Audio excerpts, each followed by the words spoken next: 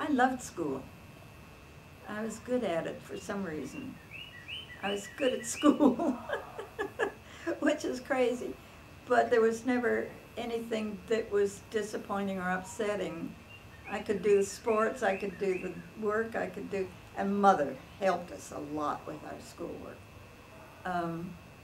She would sit every night while we did our homework and correct it and tell us what we did wrong and why it was wrong. Mother was a teacher born, I think, and happy with it.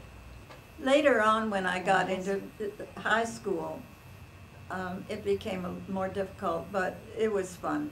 I was on the basketball team. I was on the badminton team. I was on head of the debating team, and we won all our debates. I won the public speaking contest. Not to brag, but it was just fun. I was the oldest girl, and I was my dad's boy. And so, he took me for tennis lessons when I was about 8 years old. And eventually I became the junior champion of Montreal one year. And just barely beat Dode. She beat me the next year. So Mary came along later as a little tyke, and I was always taking care of Mary because Dode was a fun lover and a tease, and she loved to tease. She could get Mary. She could tease. Still does. And we'd take trips in the car, and I'd sit in the middle in the back seat to separate them, because the minute Dode would look at Mary, Mary would say, "Mommy, she's looking at me." And Mother would have to turn around and say, "Doris, stop looking at Mary," which always seemed kind of silly to me, but it meant something to them.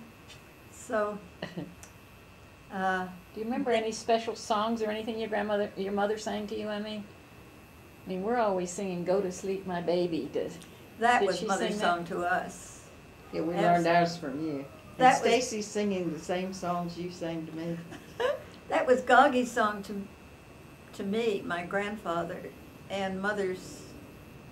I guess my mother got it from him because he sang to her. Your grandmother.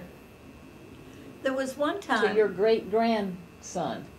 That's speaking of Goggy again. There was one time when my mother stood me in the sink, in the basin, in the bathroom to wash my feet. I'd been out in the mud, I think, after supper, and she just said, "Your feet need washing before you go to bed." And she stood me up in there, and I felt as though I was going to fall, and I reached up and grabbed the first thing I could grab. Happened to be a light fixture that one of the bulbs was taken out of. And I think I shot through the roof, I'm not sure. But Mother called the doctor first, and then called Goggy. She called him everything that happened to one of the children. He walked down to the corner, got on the streetcar, and was there in 30 minutes from his house, which was the other end of Toronto, and stayed all night sitting beside my bed. The doctor said I was all right. I may not be yet, I'm not sure, but that's the way Goggy was. Did you live in the same house all this time? You were in Toronto? No, we moved 3 or 4 different houses, always upscaling, if you'll pardon the expression.